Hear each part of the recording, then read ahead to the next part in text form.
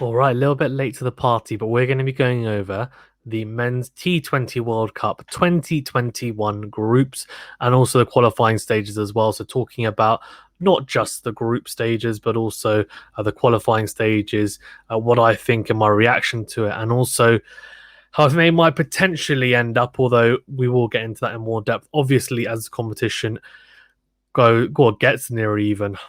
And look, to be honest with you, I'm not a happy bunny whatsoever.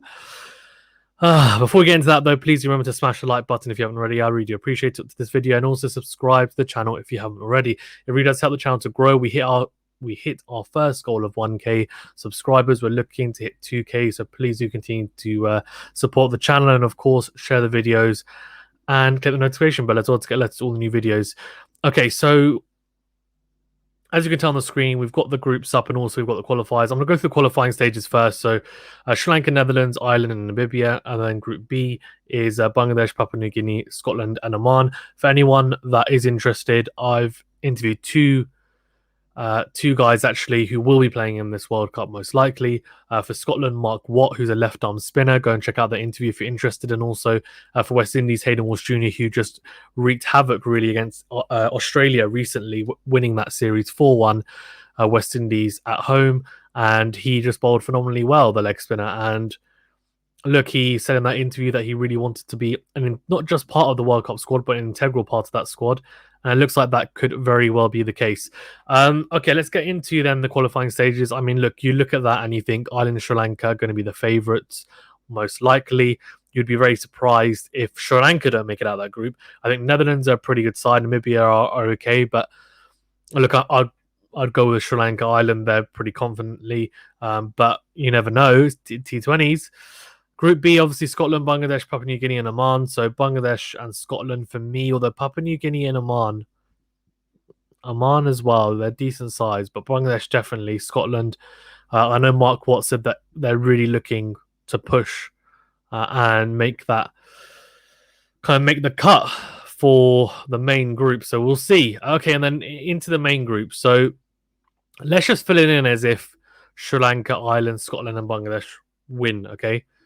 So in Group 1, you've got England, Australia, South Africa, West Indies.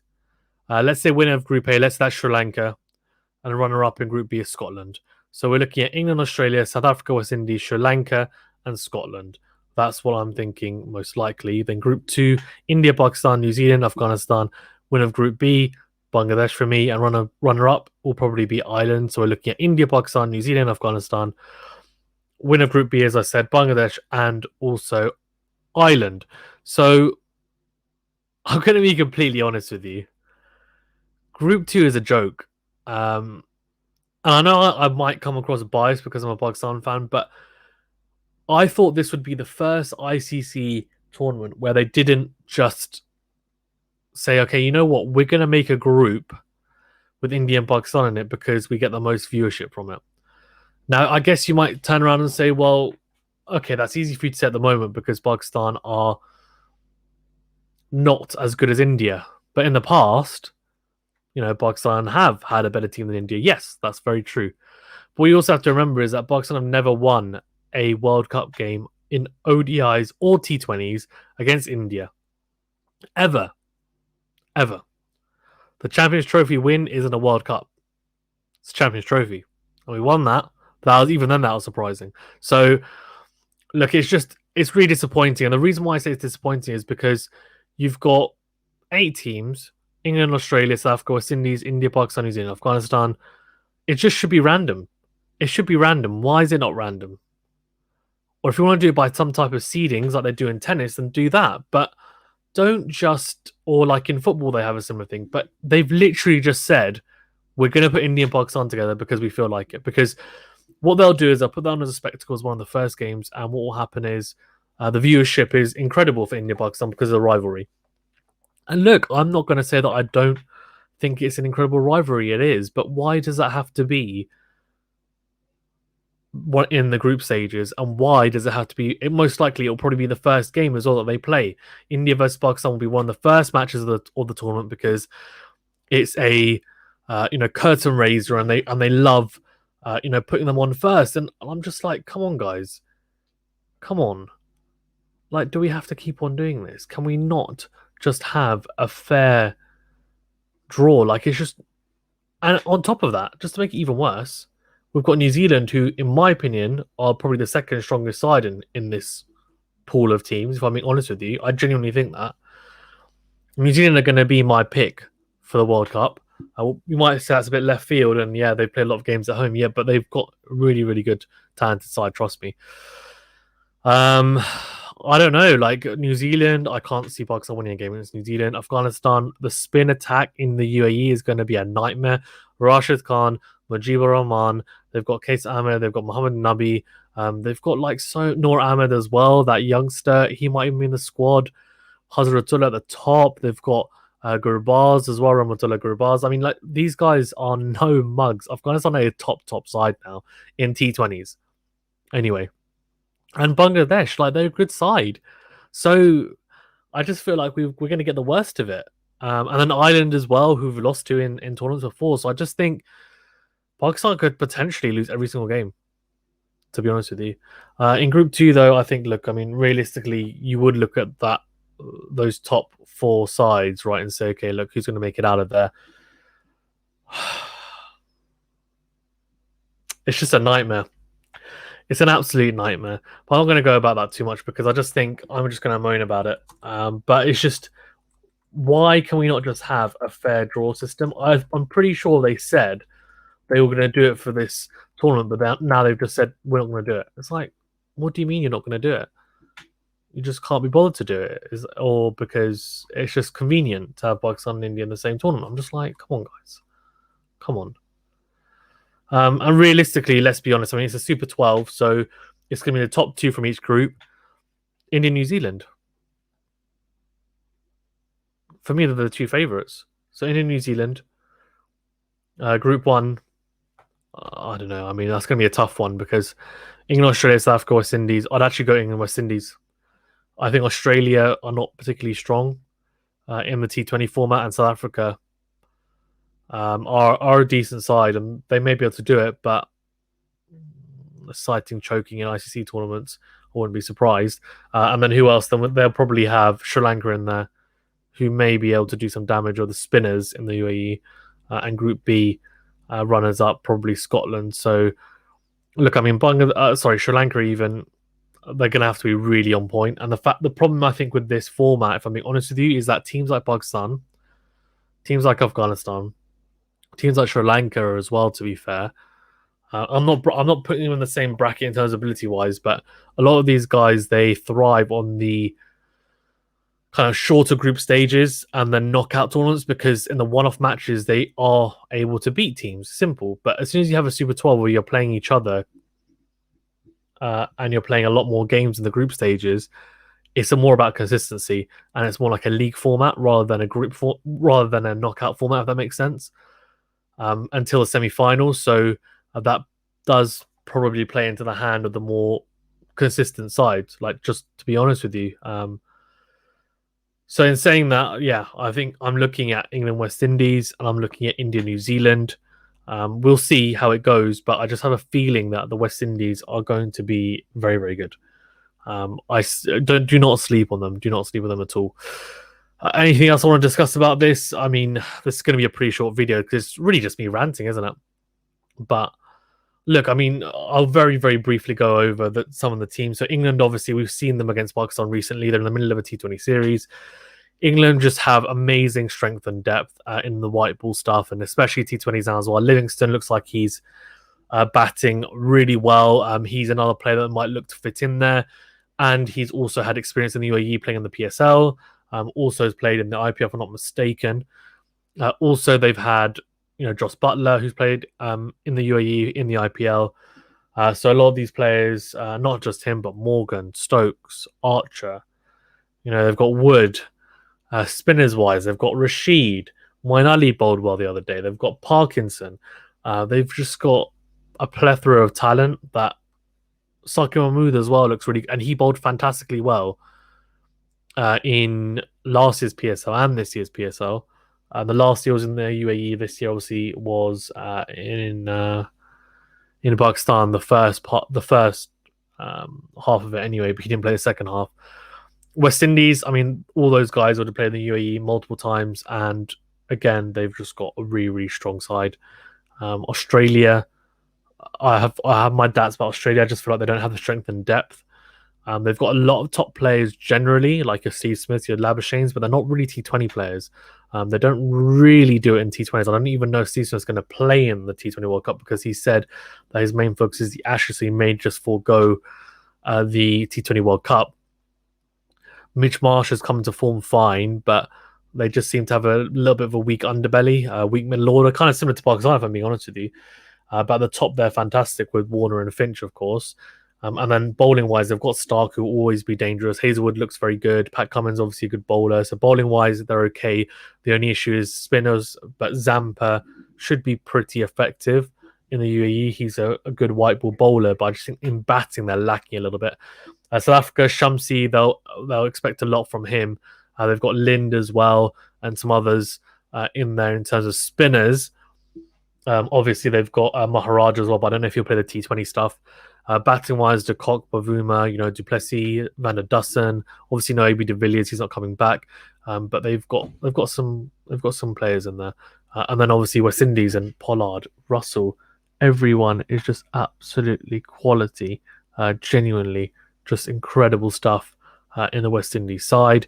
So much just strength and depth. Dwayne Bravo, they had, Cottrell, Ben McCoy came in, did a good job. Hayden Walsh Jr. is doing a good job. They've got Narayan if they want to go back to. They've got Gale, they've got Hetmeyer, they've got Simmons, they've got Elvin Lewis, they've got hitters all over the place. It's just Poran like crazy. They've got a lot of talent in there, and this is definitely one of their strongest formats, if not the strongest format. And they're the reigning champions. India, I mean, do we need to even talk about them? Rohit Sharma, Kohli, like who else? We've got Bumrah, we've got Chahal, we've got Chahal, we've got Kuldeep Yadav potentially. Who else have we got? We've got flipping at batting wise, Suryakumar Yadav even. We've got Ishan Kishan, we've got KL Rahul.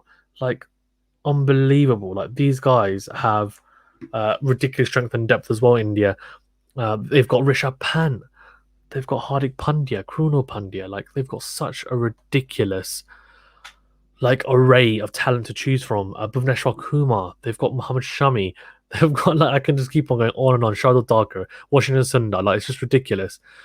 And then we've gone to Pakistan, who obviously I'll be supporting. But look, we've got some top players in there. Obviously, Babar Azam, Shaheen Afridi, Fakhar Zaman as well. When he's hot, he's very, very hot. To be fair to him, opening up as well, Mohammad Rizwan has had a fantastic year so far, so he'll need to fire as well and continue to do so. In the bowling department, Hassan Ali as well, and he can hit a long ball, so he's a very effective T20 player. We've got people like Shadab Khan and Namad's team that can bowl and bat and really need to step up or will need to. And then we've got a bit of an X factor in Usman Qadir, but I don't know if he'll play, but most likely he should in the UAE because we'll need 3 spinners. He could be crucial to our chances in this tournament because depending on how he bowls, he is a potential match winner. And the seam department, we're a bit lacking. Mohammad Hasnain, though, has been very economical. But Haris Rolf's got a bit of tap, so it'll be interesting. I guess he won't be in there. For him, Ashraf needs to buck up the all-round capabilities, but we're missing a finisher, really, if I'm being honest with you, and a bit of lack in squad depth. And unlike the Indias, the West Indies, England, for example, they've got that. We don't really have that. New Zealand, I mean, man, Kane Williamson, Ross Taylor. I don't know if Ross Taylor's going to play in this, but they've got Kane Williamson. Who else they've got? Come on, let's just read it off. Martin Guptill. They've got Cypher. They've got flipping Devon Conway. How good is he? Devon Conway, my boy. We've also got Glenn Phillips, who's been incredible.